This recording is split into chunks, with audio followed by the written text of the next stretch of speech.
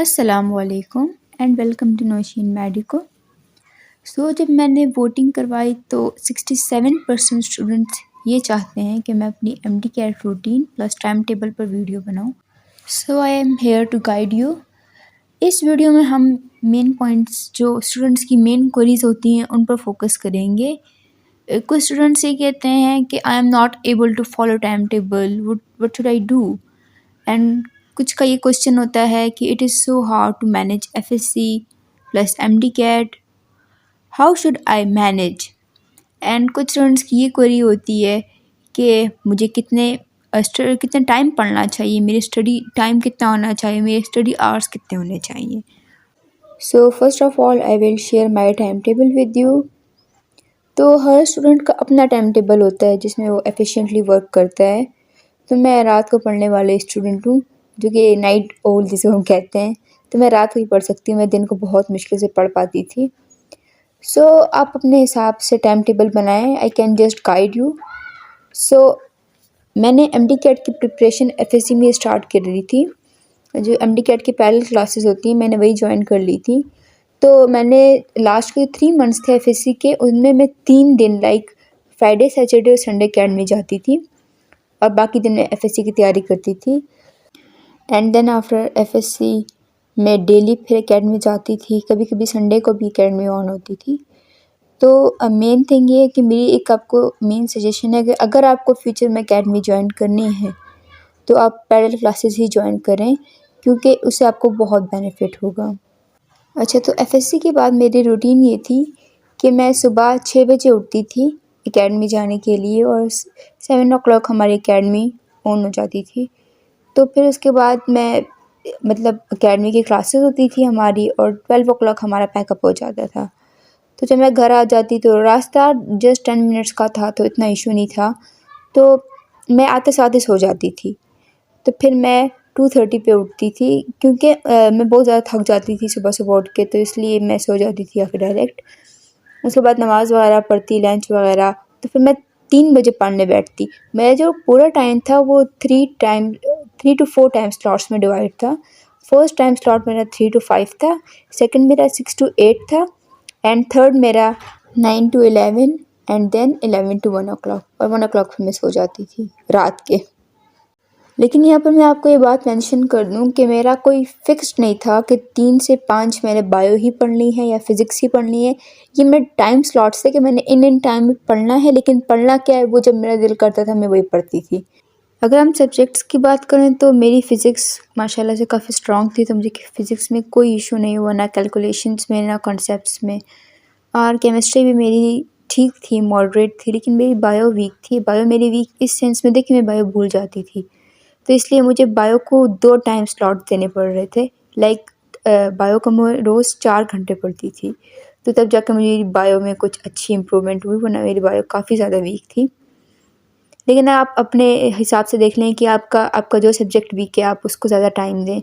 और जब मैं ऐसा करती थी कि मैं जैसे ही मैं एक चैप्टर कर लेती थी ना, तो मैं उसी वक्त उसके एमसीक्यूज़ निकाल के ना, मेरे पास बुक्स थी जो किप्स की होती हैं, किप्स की बुक्स थी मेरे पास जो एमसीक्यूज़ होती हैं, तो उनमें मैं प्रैक्टिस कर लेती थी हर चैप्टर की। तो इसी तरह मेरी आहिस्ता आहिस्ता प्रैक्टिस भी होती जाती थी और साथ में मेरे चैप्टर्स भी कवर हो रहे थे। अब हम आते हैं स्टूडेंट्स की मेन क्वेरीज़ पर। स्टूडेंट्स की क्या, मेरी अपनी मेन क्वेरी यही थी, मुझसे आज तक टाइम टेबल फॉलो नहीं हुआ। रूटीन में फ़ॉलो कर लेती थी। रूटीन और टाइम टेबल में एक डिफरेंस होता है। रूटीन ये होती है कि आपने पूरा दिन में टाइम को डिवाइड किया है कि मैंने इस टाइम पे ये करना है, ठीक है। कि मैंने इस टाइम पे पढ़ना है, इस टाइम पे मैंने खाना है, इस टाइम पे मैंने स्कूल जाना है या फिर कॉलेज जाना है, ये होती है आपकी एक रूटीन। और टाइम टेबल ये होता है कि आपको उस जो आपने पढ़ने का या कोई टाइम फिक्स किया होता है, आपने उस टाइम में करना क्या है। अगर मैंने 5 से 7 तक टाइम टेबल ये फिक्स करके रखा हुआ है कि मैंने फ़िज़िक्स पढ़नी है, तो ये होता है आपका टाइम टेबल। और अगर मैं बोलूँ कि मैंने 5 से 7 पढ़ना है, तो ये होगी मेरी रूटीन, ठीक है। तो ये मेन डिफरेंस होता है। तो रूटीन तो मैं फ़ॉलो कर लेती हूँ, लेकिन टाइम टेबल मैं फ़ॉलो नहीं कर पाती। मैंने इसके लिए एक ये सॉल्यूशन फिर सोचा। मैंने ये किया कि मैंने क्वांटिटी को मैंने गिनना छोड़ दिया कि मैंने इतनी क्वांटिटी पढ़नी है। मैं अब फिर क्वालिटी को देखती थी कि मैं जो पढ़ रही हूँ, लाइक अगर मैंने इतने से इतने टाइम में, अगर मैं कहती हूँ कि मैंने बायो पढ़नी है अपनी मर्ज़ी से, तो मैंने ये नहीं देखना कि मैंने इतने से इतने टाइम में ये पढ़नी है। मैंने ये देखना था कि मैं अपनी कितने मैंने चैप्टर्स कितने करने हैं। लाइक अगर मैंने ये सोचा कि मैंने आधा चैप्टर करना है, तो फिर ये नहीं था कि मैंने 3 से 5 या फिर 5 से 7 करना था। अब लाइक आप लोग सोच रहे होंगे कि मेरा एक टाइम स्लॉट था कि 3 से 5 और लाइक 6 से 8, तो इसमें फ़िक्स टाइमिंग होगी, लेकिन ऐसा नहीं था मेरा। अगर मैंने सोचा कि मैंने बायो का एक चैप्टर करना है, तो मैं 3 से 5 और 6 से 7 लाइक इसी तरीके से उसमें करती ही थी, ठीक है? मैं ये नहीं करती थी कि मैंने इसमें इस इतने से 2 घंटे में मैंने बायो पढ़नी है, 2 घंटे मैंने फ़िज़िक्स पढ़नी है। फिर चाहे मैं बायो को 4 घंटे या फिर 7 घंटे भी देती, लेकिन फिर मैं वही अपने चैप्टर्स या फिर जो मैंने अपने लिए कंटेंट सोचा हुआ था, वो मैं कंप्लीट करती थी। तो आप भी ऐसा ही करें। अगर आपको इश्यू आते हैं टाइम टेबल को फ़ॉलो करने में, तो आप ऐसा ही करें। आप क्वांटिटी को मत देखें, आप क्वालिटी को देखें कि आपके दिमाग में जो बैठ रहा है वो सही बैठ रहा है कि नहीं, अभी फिर कल को भूल जाना है, ठीक है? अपने आप पर बोझ मत बनाएँ, सवार मत करें एक चीज़ को अपने आप पर कि शायद मेरे अंदर कोई इश्यू है, मेरा कोई मेंटली इश्यू है कि मैं टाइम टेबल नहीं फ़ॉलो कर पाता या कर पाती। तो ऐसा कुछ नहीं है, काफ़ी स्टूडेंट्स को ये इश्यू होता है, मुझे भी था। ओके, और सेकंड क्वेरी ये होती है कि मैं कैसे मैनेज करूँ एफएससी और एमडी-कैट दोनों को। एफएससी भी इतनी टफ़ है, एमडी-कैट भी इतना टफ़ है, इतना मुश्किल मैं कैसे करूँगा या करूँगी? तो इसमें एक टफ़ क्या है, आप मुझे बताएँ। मुझे बताएँ कि देखें, एफएससी में जो कुछ है वही तो एमडी-कैट में भी आना है ना। तो आप जब आप एफएससी की एक चैप्टर की तैयारी कर लें अपनी बुक से, तो आप एक बुक ले लें अपने लिए जो जिसमें एमसीक्यूज़ होते हैं, या फिर कहीं से भी आप परचेज़ कर सकते हैं ईज़िली। तो आप क्या किया करें कि आप फिर उसमें एमसीक्यू सॉल्व किया करें। तो इस तरीके से आपकी एमडी-कैट की तैयारी भी होती रहेगी और एफएससी की भी। एमडी-कैट में मेन चीज़ होती है आपका ग्रिप कितना है, कि आप एमसीक्यू सॉल्व कर पा रहे हो कि नहीं कर पा रहे हो।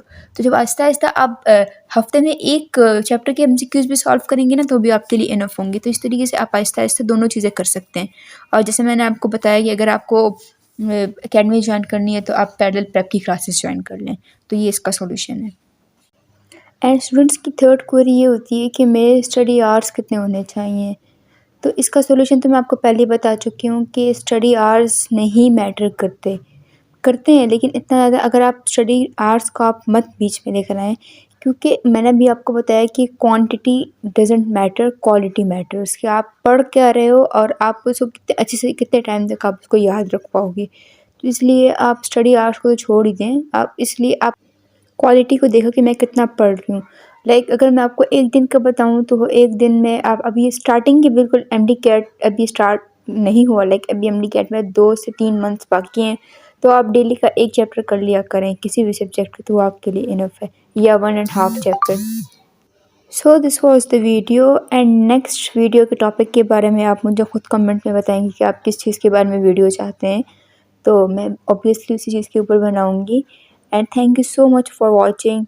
और प्लीज़ मुझे लाइक करें, सब्सक्राइब करें चैनल को, और आगे शेयर भी करें ताकि मेरा कॉन्फिडेंस इंक्रीज़ हो, और I need your support. Thank you so much and अल्लाह हाफिज़, टेक केयर।